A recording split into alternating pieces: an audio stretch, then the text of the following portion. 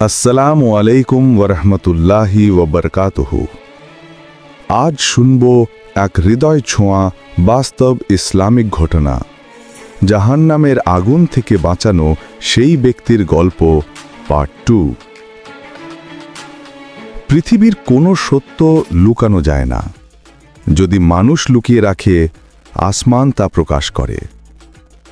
কয়েকদিন ধরে মক্কায় গুজব, ওই অনাথ বিধবা নারী নাকি চুরি করেছে। মানুষ যেন অপেক্ষায় ছিল, একটু সুযোগ পেলেই তাকে নোংরা ভাষায় গালি দিতে লাগল। তার ঘরে ঢুকতে ভয় পেল সবাই, শিশুগুলোকেও অপমান করল। সালমান শুনে কান্নায় ভেঙে পড়ল। সে গিয়ে বৃদ্ধা নারীর সামনে বসে বলল, আপা, বলুন, এগুলো মিথ্যা, তাই তো? নারীটি মাথা নিচু করে চুপ, চোখে অশ্রু জমে, কিন্তু কিছুই বলতে পারছে না। মানুষ একে একে জড়ো হতে লাগল, আর সালমানকে দেখিয়ে বলল, দেখো, এই তো সেই ছেলেটা যিনি পাপীর সঙ্গী। অনেকেই তাকে ধাক্কা দিল, কেউ বলল তুইও পাপী, কিন্তু সালমান চুপ। তার চোখ শুধু বৃদ্ধা নারীর দিকে, যেন বলছে, আল্লাহ আমাদের দেখছেন। কাবার সামনে বিচার হবে।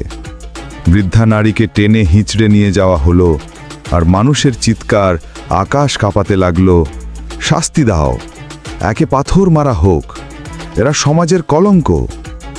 সালমান তাদের থামাতে চাইল, এমন করবেন না, সত্য যাচাই হোক। মানুষ তার ওপর রাগে ফুঁসতে লাগল, তুই কি আইন শেখাতে এসেছিস? বৃদ্ধার মুখে অশ্রু জমে, শরীর কাঁপছে ভয়ে। কিন্তু হঠাৎ সে কিছু একটা মনে পড়ল। সে কাঁপা কাঁপা কণ্ঠে বলল, আমি চুরি করিনি। সেই ছেলেটা সালমান যদি আজ না এসে যেত, তবে আমরা না খেয়ে মরতাম। মানুষেরা থমকে গেল, সবার চোখ এখন সালমানের দিকে। কেউ বলল, এ ছেলে কে? কেউ আবার উপহাস করে বলল, গরিব রাখাল, এর কথা শুনে লাভ কি? যে ধনী ব্যবসায়ীর কাছে সালমান কাজ করত, সে এসে দাঁড়ালো সামনে, মুখে বিদ্রুপের হাসি। এই ছেলে আমার উট চুরি করে অন্যের ঘরে নিয়ে যায়। আজ আমি সাক্ষী, এর শাস্তি হওয়া উচিত।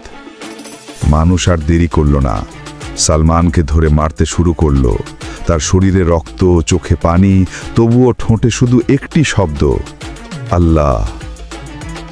অন্ধকারে দাঁড়িয়ে ছিল একটা মানুষ, একজন যুবক, অপরিচিত।